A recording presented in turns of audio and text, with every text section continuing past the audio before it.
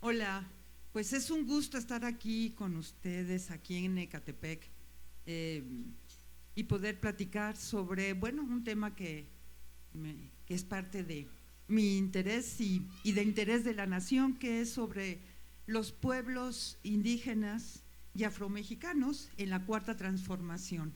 Pero les he de decir que el tema de los pueblos indígenas no es un asunto de los pueblos indígenas, es un asunto de toda la nación. ¿Qué significa esto? Fíjense, en este marco que estamos pasando de la Cuarta Transformación, ¿qué significa? ¿En qué sentido se está transformando el país? ¿Y qué implica en términos de los pueblos indígenas? ¿Aquí hay miembros de los pueblos indígenas? ¿Hay alguien de aquí? No. Debería de haber, ¿no?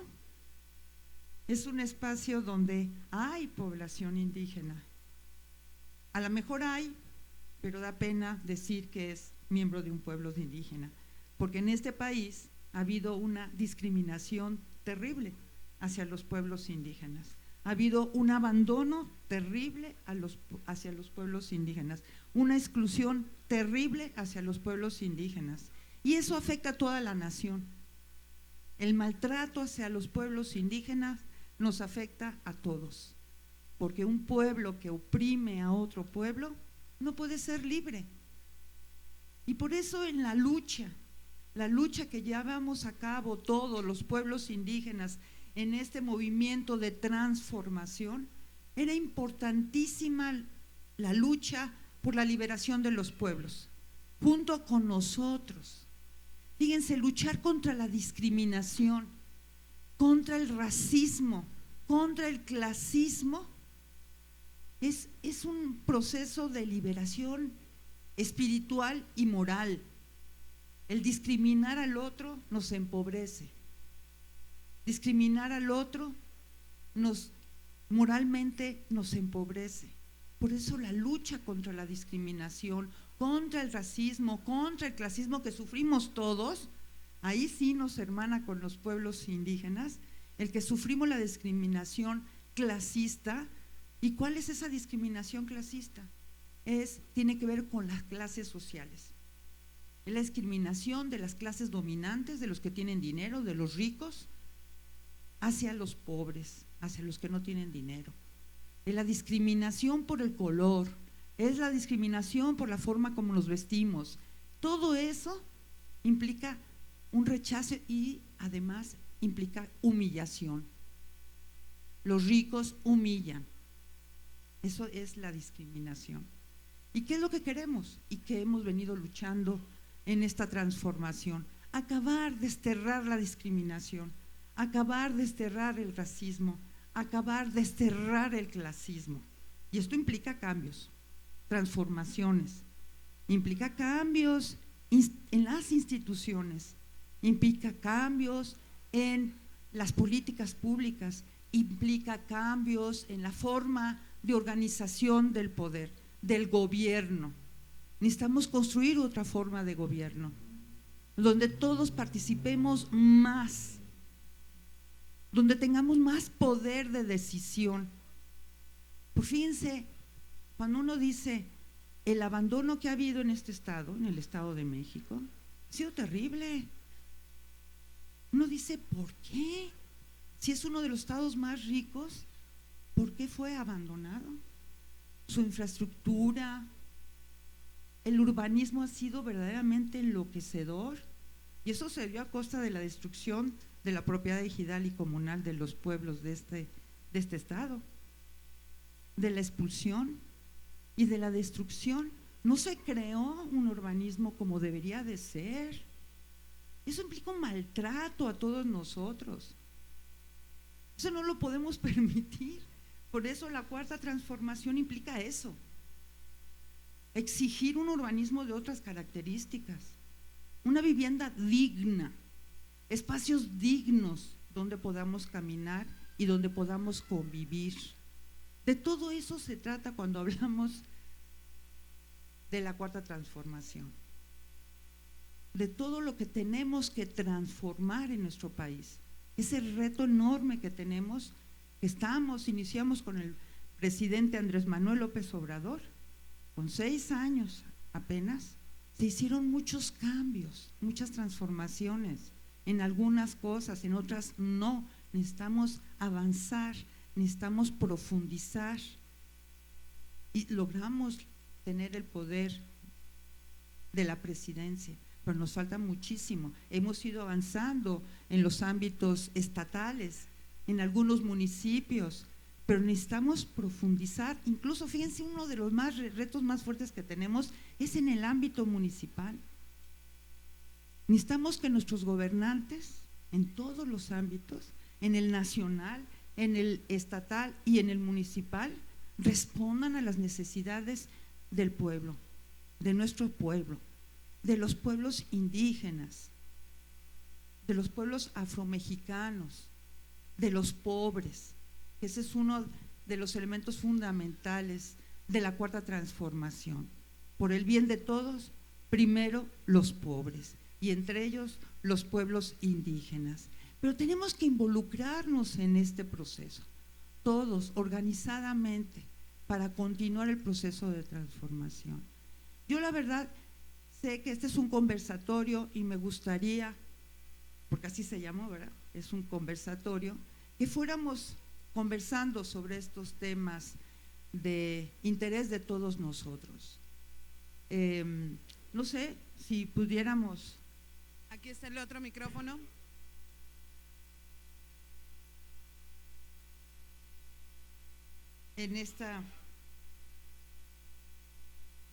Yo hablaba de los pueblos indígenas, decía, no hay pueblos indígenas, y hubiera sido muy rico que hubiera estado aquí los pueblos indígenas. Les voy a decir por qué. Porque ellos plantearían una serie de asuntos de vital importancia. Por ejemplo, los cambios que se han hecho recientemente en la reforma constitucional en materia de derechos de los pueblos indígenas, los planes de justicia. ¿Por qué decimos que nos afecta también? Porque implica construir una ciudadanía realmente sensible a la diversidad cultural. Y esto va a implicar, decíamos del principio, cambios en todos los ámbitos de nuestra vida. Por ejemplo, la educación. En la educación, en el sistema educativo, siempre nos enseñan que somos una nación mestiza, o no, o vamos hacia el mestizaje. Los indígenas son del pasado, no son del presente. Así nos lo enseñan.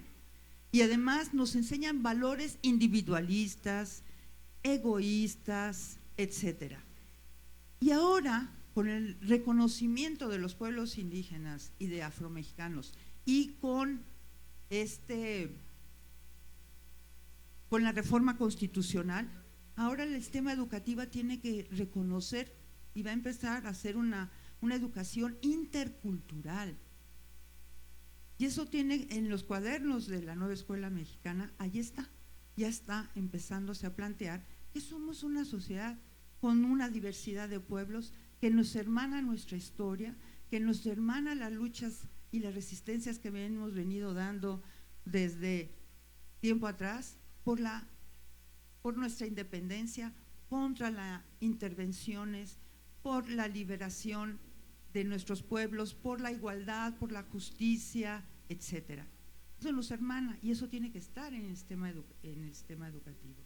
Entonces, todos va a estar incorporada la interculturalidad en el sistema educativo y también en el sistema de justicia. Fíjense, ahora que viene la reforma judicial, que es importantísima, hay que participar, porque fíjense, no solo ahora vamos a elegir, ese es algo nuevo en el mundo, En Estados Unidos eligen al poder judicial local, pero no al nacional ni los distritales, como lo vamos a hacer ahora en el proceso de elección de jueces, magistrados y ministros en el país. Es un proceso importantísimo. Fíjense, no solamente es este proceso de democratización y de elección del Poder Judicial. Es algo nuevo a nivel mundial y es un reto muy importante para nuestro país, que implica una profundización del poder, de la democracia en nuestro país. Pero no implica solamente elegir a estos magistrados que no se eligen. Es el único poder que no elegimos. Ahora lo vamos a elegir. Y eso, como decía, no es solamente que lo elijamos, es que va a implicar una transformación del Poder Judicial. Porque hasta ahorita ese Poder Judicial ha estado a favor de los intereses de una minoría. Siempre ha sacado resoluciones que favorecen a los grupos de poder, no a los intereses de la nación, no a los intereses de la mayoría, no a los intereses de los pobres, sino de una minoría. Y eso es lo que queremos transformar, un poder judicial que esté al servicio de los intereses del pueblo y de los intereses de la nación. Pero también ese poder va a tener que incluir la diversidad étnica de nuestro país, porque los pueblos tienen sistemas de justicia diferentes y tiene que incorporarse en el sistema de justicia. Y así en cada uno de los temas que se tendrán que abordar y que tendremos que ir avanzando en nuestro país, se tiene que entender como un proceso de transformación que incluye nuestra diversidad, nuestra riqueza como nación diversa, plural, pluriétnica, ¿no? Entonces, ¿hay alguna pregunta?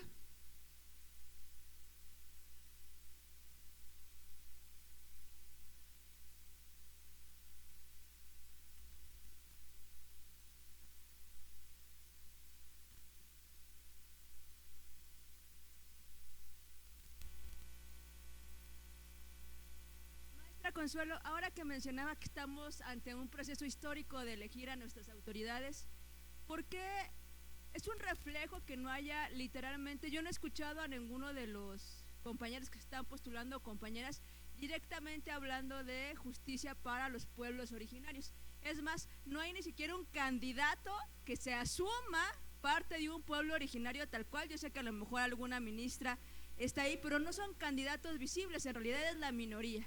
Usted mencionaba que si bien vamos a elegir este poder el próximo 1 de junio, que hay que salir a participar porque va a ser histórico que lo podamos hacer, ¿por qué vemos que no está tan reflejada esta necesidad de que los compañeros de los pueblos indígenas sean tomados como sujetos de derecho en el amplio sentido de la palabra? Porque si bien estamos dando un gran paso, creo que también ahí, si de por sí no sabemos muy bien cómo funciona el Poder Judicial, tampoco sabemos en particular cómo se llevan estos procesos con los compañeros de los pueblos indígenas. A mí me gustaría mucho que con su experiencia nos platicara de cómo se llevan estos procesos de justicia en los pueblos originarios, que tienen que ver con otra cosa totalmente diferente a como nosotros entendemos la justicia.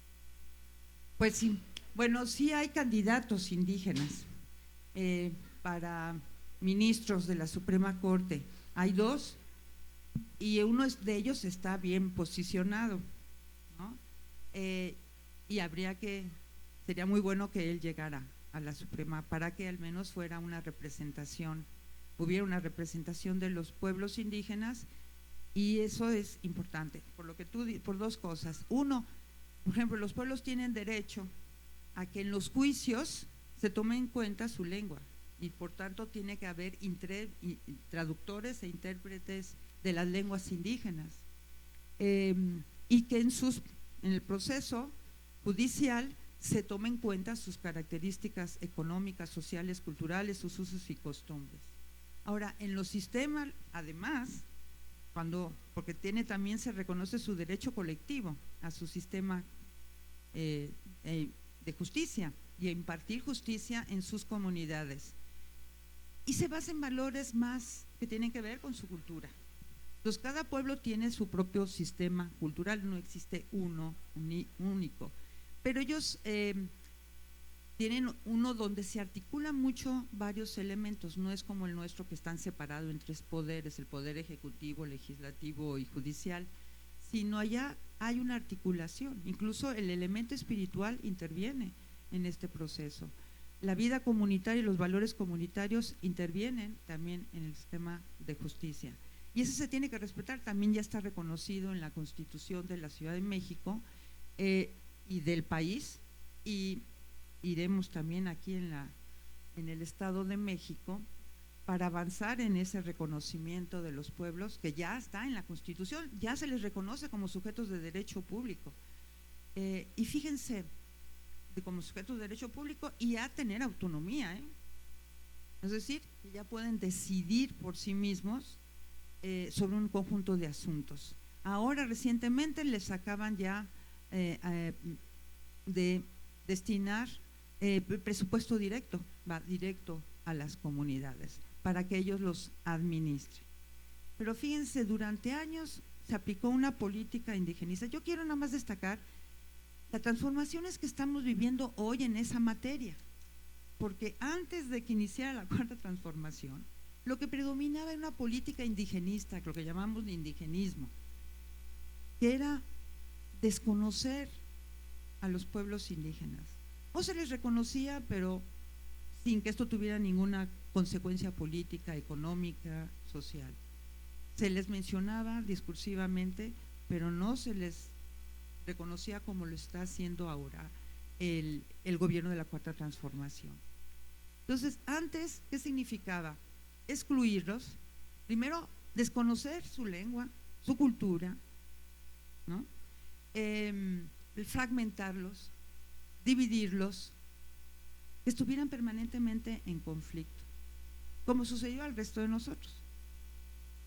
¿Qué es el esfuerzo de los pueblos indígenas? Y uno de los sujetos más conocido por ustedes, pues es el EZLN, ¿no? El Ejército de Liberación Nacional, que es el primer movimiento que se hace, que logra captar el interés público de la nación y decir, aquí estamos, existimos los pueblos, queremos ser parte de esa nación que nos ha excluido.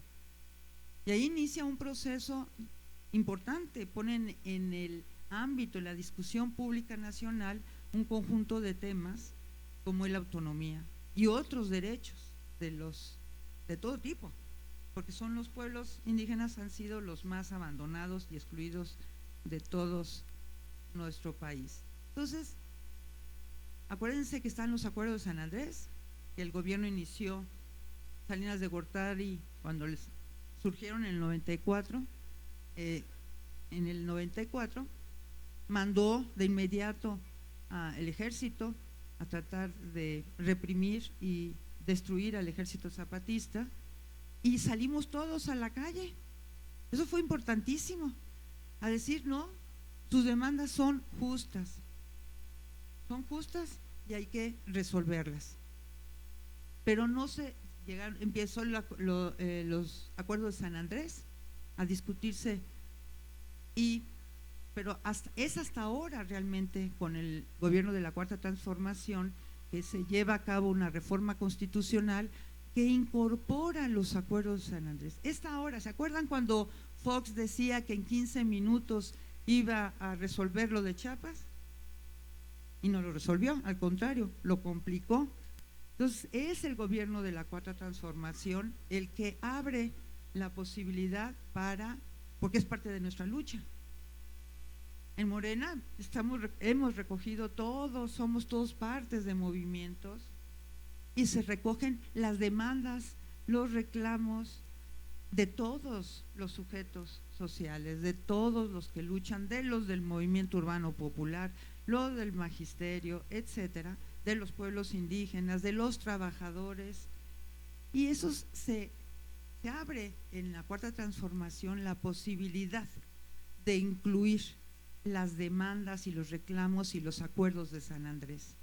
Incluso van más allá de los acuerdos de San Andrés, son más amplios, les dan más fuerza, más poder a los pueblos indígenas y afromexicanos, así como nos está dando más poder, pero necesitamos organizar nuestro país de otra manera.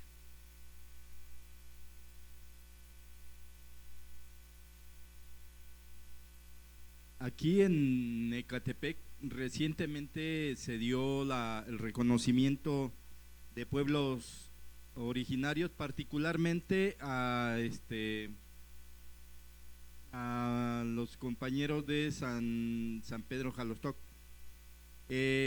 Tenemos pueblos originarios en Ecatepec, tenemos comunidades indígenas, hay una comunidad muy grande otomí, una comunidad muy grande mazahua, hay gente que habla náhuatl, y sin embargo, como es una zona suburbana, como es una gran ciudad, aunque sea una ciudad horizontal, porque no podemos presumir de rascacielos, no se le pone mucha atención a lo que son los pueblos originarios. No ha habido una política hasta el momento. Nosotros obviamente estamos empujando para que se dé de reconocimiento de los derechos indígenas y de los derechos de los pueblos originarios. Pero ¿qué hacer en Ecatepec, en estas comunidades? ¿Qué recomienda usted como ponente para trabajar el asunto del rescate de los derechos de los pueblos? Pues si se trata del gobierno de Ecatepec, hay que acercarse a los pueblos y empezar el proceso primero de acordar cómo se van a ir aplicando y acordando e implementando los derechos, porque en efecto, ustedes, los que viven ahí, saben cuáles son los problemas que tienen, porque es distinta la situación en cada caso, ¿no? Pero yo creo que debería de empezarse como se está haciendo con los planes de justicia, es decir, convocar a todos los pueblos, comunidades indígenas de Ecatepec y empezar un proceso, porque imagino que hay población que también es migrante y ya residente, como sucede en la Ciudad de México. Hay población que es residente, que migró, pero también están los pueblos originarios, que están ahí desde la época prehispánica, ¿no? Entonces tenemos esas dos realidades. Entonces, pero implican dos tipos de atenciones, digamos. Aunque los hermanan porque tienen muchas cosas en común, sin embargo tienen situaciones diferentes.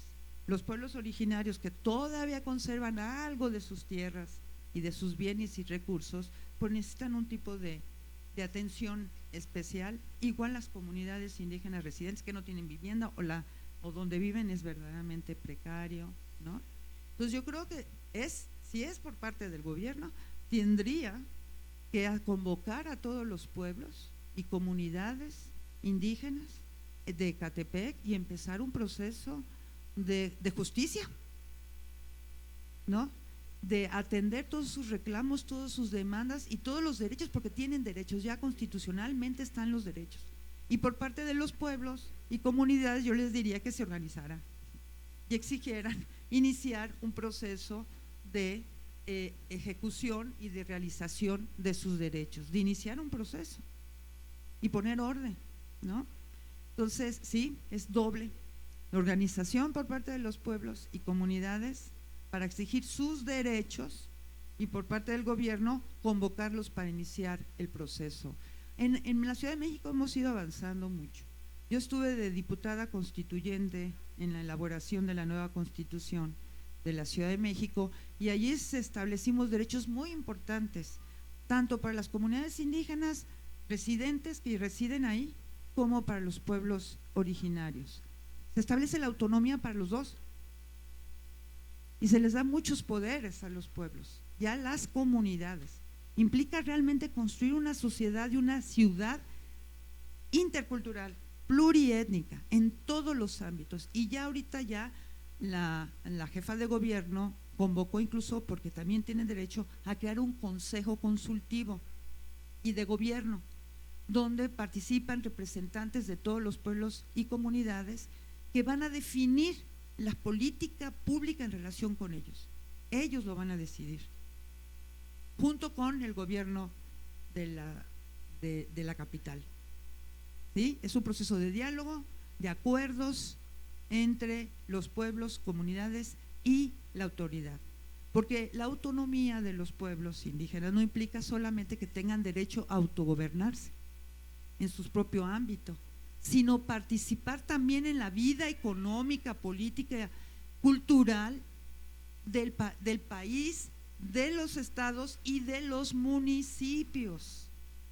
No pueden seguir siendo ignorados, excluidos, tienen que ser parte del proceso, pero de una manera diferente.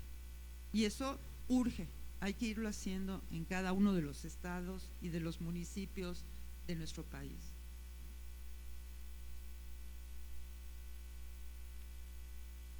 Bueno, para empezar, Chumayure Jareza Honsa en Amuzgo. Hola, buenas tardes, ¿cómo están, amigos? Soy profesor, trabajé 3 años en una comunidad amuzga en la frontera de Guerrero y Oaxaca, y a veces he escuchado los discursos muy bonitos, pero en la oficina, y el vivir allá es una cuestión muy diferente, ¿sí? Muy distinto a lo que escuchamos en los discursos. Tuve la oportunidad el año pasado de estar en la Cámara de Diputados, invitado por el diputado Afro, que precisamente ya estuvo aquí con nosotros en un evento de Guerrero. Ahí me presentó, no se me va el nombre de la diputada que era responsable de los pueblos indígenas de Oaxaca. Me enrolé con ellos y de verdad veo sus posturas muy fuera de distancia. Yo, platicando en corto, no lo quise hacer en público, decía: ¿cómo es posible que les llamen pueblos originarios si son los verdaderos mexicanos? ¿Cómo es posible que primero nos llamaron afrodescendientes y ahora pobrecitos, afromexicanos?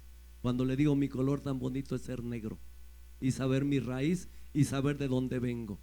Pero resulta que ahí también me enteré que ahora ya hay recursos para ser indígena, para ser negro y cosas de ese tipo, ¿no? Ya ahora hasta muchos diputados blancos son candidatos como afrodescendientes, cuando antes nos discriminaban. Lo primero siento que tenemos que hacer es quitarnos ese pensamiento eurocéntrico que tenemos acá, que cuando estamos enfrente con un cargo se nos olvida de dónde surgimos, ¿sí? Y pensamos como ellos nos enseñaron a gobernar, y creo que tenemos que partir de ahí, porque ahorita que usted hablaba de la cuarta transformación, allá en los inicios de la primera, con Bartolomé Díaz de las Casas, cuando suspende en Chiapas su misa, porque él no pudo decir toma este pan, porque era mentirle a Dios, porque aquí no había trigo, aquí eran tortillas o memelas.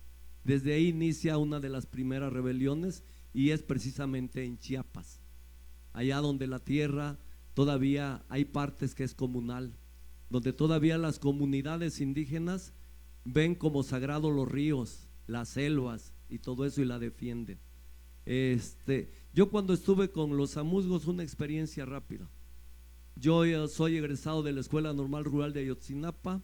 Estaba de moda en los planes y programa el proyecto para enseñar a escribir y a leer, que era a través de los colores y todo eso, y yo llevaba todo mi material didáctico.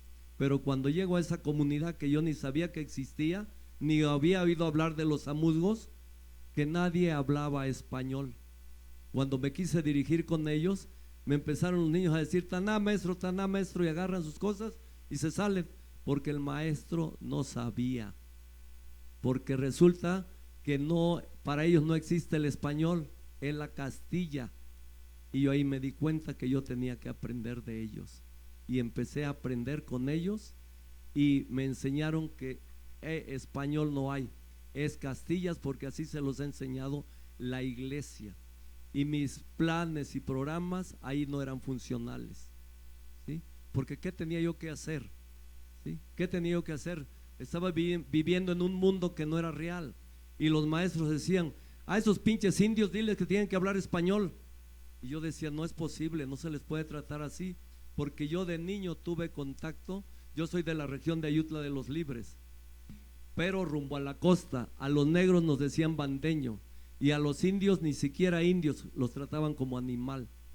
A hoy me doy cuenta de que estuve ahí, vi que ya lo que acaba de decir, hay derechos, aunque nos llamen afrodescendientes o nos llamen pueblos originarios, pero ya estamos en la Constitución. Es un logro y ya hay un reconocimiento. Y hoy que voy a mi tierra, Ayutla, veo que ya no es el cacique el que manda, es usos y costumbres, y claro, pegaron el grito al cielo, porque hoy el recurso va a esas comunidades que nunca tuvieron nada, Hoy tienen carreteras artesanales y es bonito ver la naturaleza. Aunque los Contreras dicen que es un genocidio hacia la montaña, pero cuando ellos explotaron la madera a través de la forestal Vicente Guerrero, nunca dijeron nada y destruyeron los lagos, los ríos, los manantiales. Y quiero concluir con algo que dijo aquí el compañero. Yo llegué en 1984 a fundar el turno vespertino de la primaria de la Vista Hermosa, acá la Escuela Francisco González Bocanegra, y pues para mí era un orgullo traer un cotón de Xochislahuaca, pero cuando llegué, lo primero los papás que no querían que ese indio le diera clase a sus hijos, ¿sí? Como que vives otro mundo, ¿no? ¿Y por qué? Y cuando me presento con el director me dice, ¿hablas español? Y ya que le entrego mis documentos y resulta que él era egresado de la Normal de Tenería y yo de Ayotzinapa, le dije, pero vengo de allá, del mundo que ustedes desconocen y que siempre han denigrado. Y cuando platiqué con los papás les dije, no, yo sí hablo el español y todo. Y empecé a montar danzas y hoy me recuerda lo que él me dice. Aquí veo un salón que se llama Los 9 Pueblos. ¿Qué lengua habla cada uno de esos pueblos? ¿Qué se puede rescatar? ¿Qué hemos hecho para rescatar eso? Pero no como yo, que porque hablo y entiendo el amuzgo ya voy a decir que soy indígena. No, realmente debe de haber vestigios y de las lenguas que se hablaron. Usted ya lo acaba de decir, esta fue una gran influencia primero de los náhuatl, los otomíes, los mazahuas. ¿Y dónde están? ¿Quién los representa? ¿Sí? ¿Cuál es la finalidad? Yo siento que tenemos un gran compromiso, porque en la administración pasada aquí había una oficina de pueblos indígenas. Yo platiqué con ellos, pero no sabían ni de qué les estaba yo hablando. Y creo que ese es un gran problema, ¿sí? Creo que ese es un gran problema, porque debemos de hablar de perfiles. Y para ser indígena, indio o un verdadero mexicano, hay que llevarlo dentro, no en el membrete. Para ser un afrodescendiente, hay que llevarlo dentro, hay que sentir lo que ya nos hicieron. Todas esas humillaciones que nos han hecho, porque habemos muchas personas que nos montamos y eso no se vale. Para ser un auténtico mexicano hay que serlo. Para ser un auténtico africano llegado de allá, porque hoy seamos blancos, seamos indios, seamos negros, somos mexicanos porque ya nacimos aquí y no debe de haber esa discriminación. Y concluyo con esto. El 31 de diciembre estuve en una fiesta de doctores en el hospital de Ayutla, cubanos, y hay blancos y hay negros, y no vi la discriminación, porque entre nosotros, yo si veo un negro, le digo, hey prieto, ven para acá, hey tu indio, ven para acá. O sea, porque ya lo traemos, aunque yo también sea negro, solitos nos discriminamos y entre ellos yo no vi esa diferencia, ¿eh? Es otro nivel cultural. Lo que a nosotros nos falta es que ya estamos en la cuarta transformación y no nos podemos quitar lo eurocéntrico, lo que nos trajeron de allá, esas malas influencias. Y yo termino diciendo que ojalá los que vivimos aquí en Ecatepec iniciemos por lo nuestro, ¿sí? De rescatar nuestra cultura de los 9 pueblos. Gracias. Así es. Bravo. Bravo, bravo. Yo me sumo a su lucha.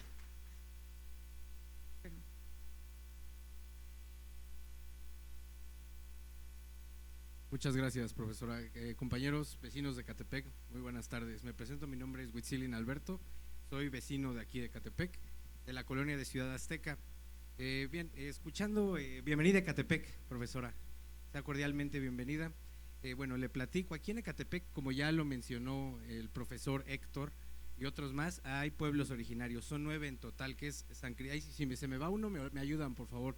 Es San Cristóbal, bueno, que originalmente es un pueblo originario, aunque ya es en el bando municipal una ciudad San Cristóbal, es San Cristóbal, Santa María Chiconautla, San Pedro Jalostoc, Santo Tomás Chiconautla, Santa Clara Cuatitla, San Andrés de la Cañada, van 6, faltan 3, San Isidro Atlautenco, Guadalupe Victoria y Santa María Tulpetlac.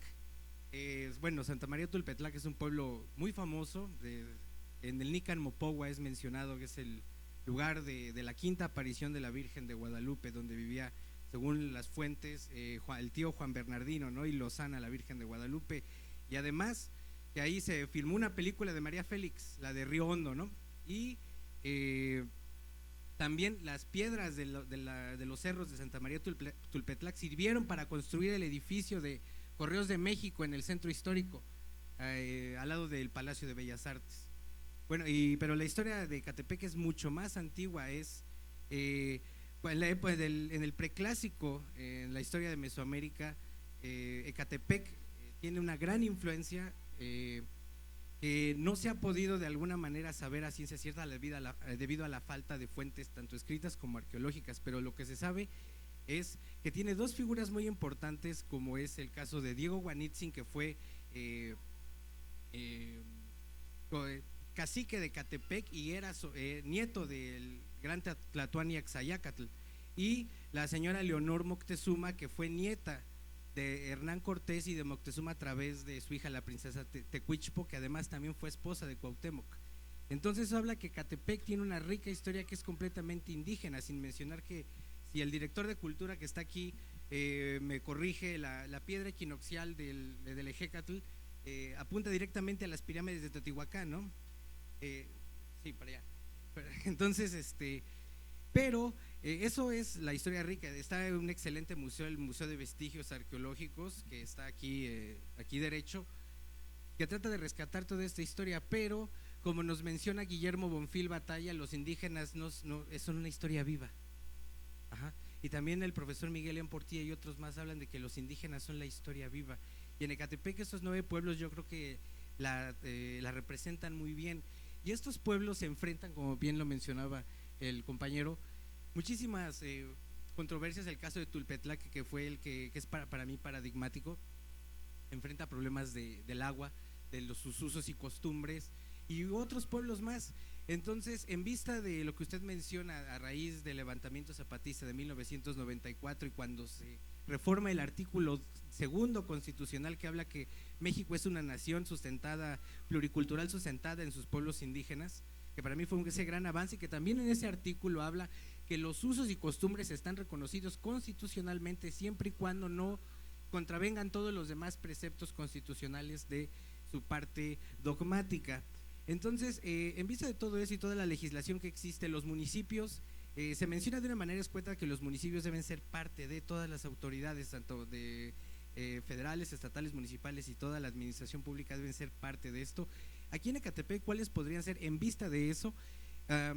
Bueno, ¿cómo podrían aterrizar estas cuestiones y esos grandes avances en la legislación para poder solucionar problemas de los pueblos originarios? Y estos pueblos originarios seguirían siendo indígenas. Ser originario es indígena, y también el etos indígena. ¿Qué es ser indígena? Como bien lo mencionaba el profesor.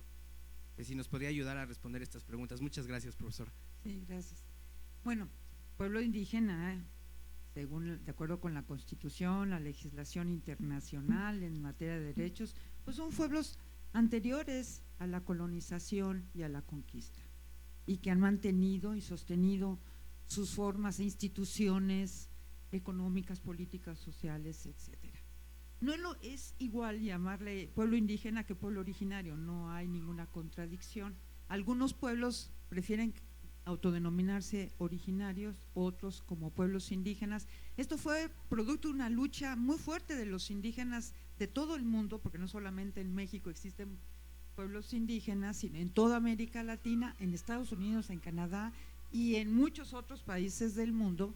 Pelearon en los ámbitos de sus propios países e internacionalmente por el reconocimiento de sus derechos, y hay 2 instrumentos muy importantes que se llama el Convenio 169 de la OIT y de la Declaración de Naciones Unidas sobre Derechos de los Pueblos Indígenas. Entonces, por eso los pueblos también se autodenominan, porque no los querían reconocer como pueblos, como parte de esa política integracionista que le llamamos de integración de los indígenas a la cultura nacional, que dejaran de ser pueblos, que abandonaran su cultura, que abandonaran su identidad, que abandonaran su lengua y se incorporaran a la lengua, al español, Castilla, lo que fuera, se asimilaran. Entonces eso fue brutal, porque en todos los ámbitos a los pueblos prohibían, como decía el maestro, hablar su lengua. A un niño de chiquitito, si hablaba su lengua, era castigado. O toda su ropa, su propia ropa, se la tenían que poner eso en Chiapas lo cuentan mucho, en el parque, en el centro de la escuela, quemaban la ropa de ellos. Imagínense lo que eso significa para un niño, que te están rechazando lo que es parte de tu vida, de tu familia, de tu madre, de tu padre, de tu comunidad, que te le están rechazando, diciéndote que todo lo que tú eres no vale. Entonces eso es lo que estamos ahorita en el proceso de transformación, es que sí vale, y claro que vale, y vale muchísimo. Es parte de una riqueza, es una riqueza extraordinaria, y empezar a valorarla nos va a enriquecer más. De hecho, ha habido un desperdicio tremendo en nuestro país, el hecho de negar nuestra diversidad cultural. Eso nos ha empobrecido, el haberlo negado. Y en la medida en que lo vamos reconociendo, ese valor de esa diversidad cultural que existe en el país, de los pueblos, eso nos va enriqueciendo como persona, como nación. Fíjense, además los pueblos conservan valores que son importantes para la reconstrucción del país. Son valores comunitarios, son importantísimos para la construcción y reconstrucción de nuestro país, que fue sumamente afectada por el neoliberalismo. El neoliberalismo lo que promovía ya en las escuelas, en los libros de texto, el individualismo, el egoísmo, la idea de que el mercado lo resuelve todo, y que todo, la educación, la salud y todo debería de ir al mercado, y el que tuviera dinero que lo comprara y el que no, pues no se esforzaba lo suficiente, ¿no?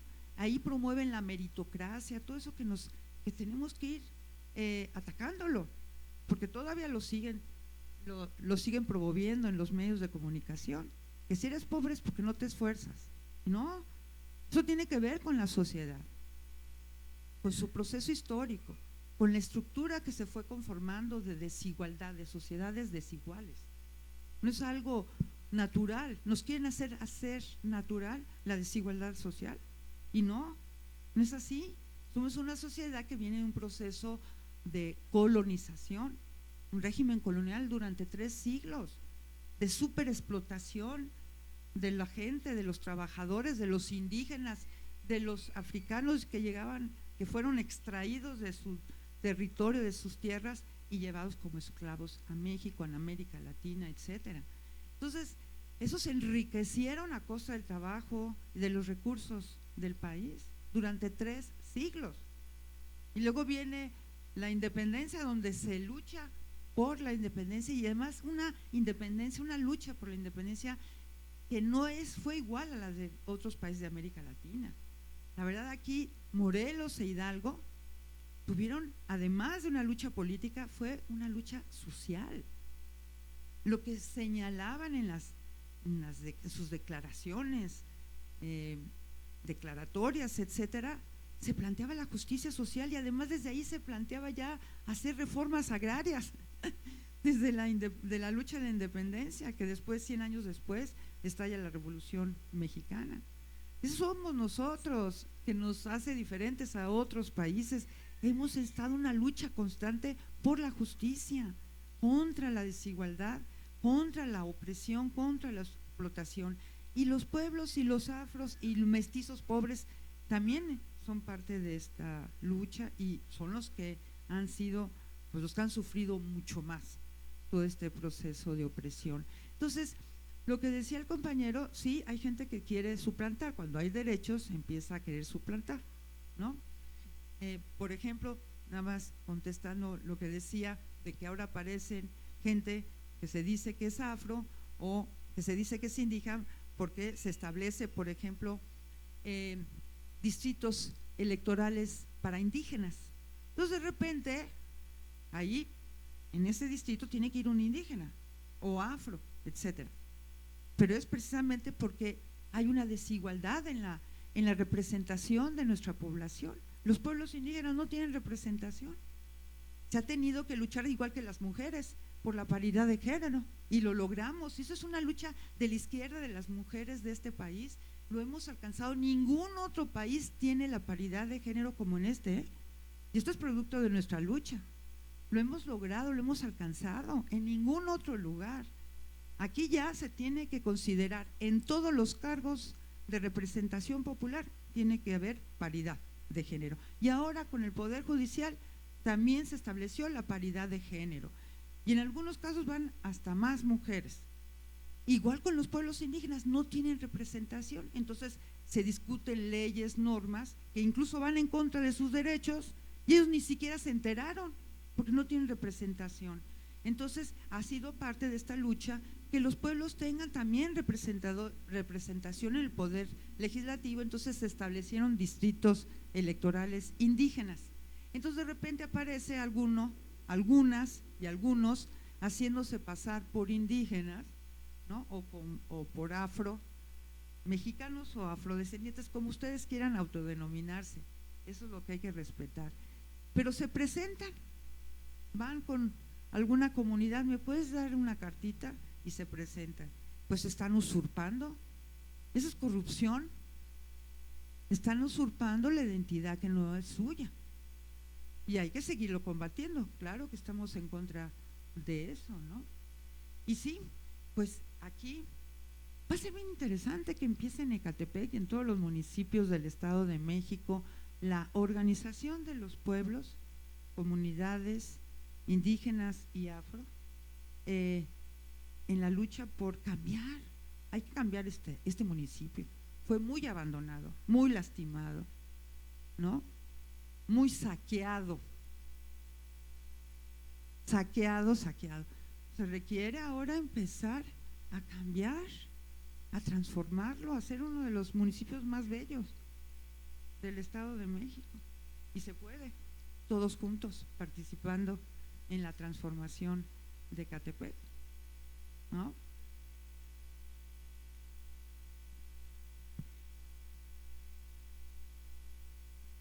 Lo que usted decía, no creo que los pueblos originarios, hay que recordar que son a partir de la guerra del 47, la invasión norteamericana, el presidente Polk, si no nos invadió o si no agarró hasta el Suchiate, que le decían todo mundo, no agarres hasta el río Bravo o hasta el río Colorado, no, agarra hasta el Suchiate. ¿Y qué fue lo que dijo el presidente Polk? No, si agarro hasta el Suchiate, quiero pasar a la historia como un anexionista y no como un asesino. Si agarro hasta el Suchiate, tendría que desaparecer a todos los pueblos originarios. Gracias a ellos estamos aquí. Y ahorita, con lo que acaba de decir de Ecatepec, ¿por qué somos los pueblos originarios? Los 7 pueblos originarios, nadie sabe quizá, ¿por qué somos de los 7 pueblos originarios? El paso de los aztecas hacia México, Tenochtitlan, Santa María Chiconautla, Tulpetlac, Santa Clara, San Cristóbal, somos mexicanos 3 veces, ¿no? No solamente por los pueblos originarios, porque por aquí pasaron nuestros antepasados para fundar México, Tenochtitlan. Y tiene razón, no hay que reivindicar este municipio tan importante a nivel nacional. Hasta la fecha, todo lo que se refiere al dónde vienen para surtirse los de otros pueblos, a la Ciudad de México. Y esta es una parte importante de nuestra historia a nivel nacional, de la mexicanidad que somos. Bueno, aparte. Además estaban muy vinculados con los tenochcas. Muchas gracias. Con Tenochtitlan. Ecatepec era parte, digamos, de la parte del imperio Tenochca, pero de la parte de Tenochtitlan, acuérdense que eran 3 reinos, ¿no?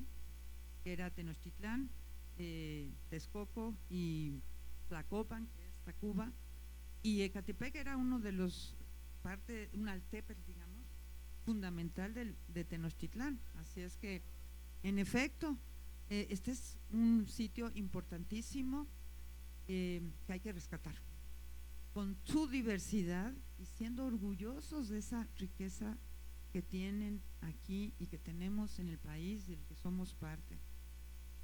Y lo que implica en términos de reorganización, hay que reorganizar nuestra forma de gobierno, la verdad, y que podamos decidir, porque, bueno, lo que establece la Constitución de la Ciudad de México, del país, en relación con los derechos de los pueblos indígenas y originarios afromexicanos, es la autonomía.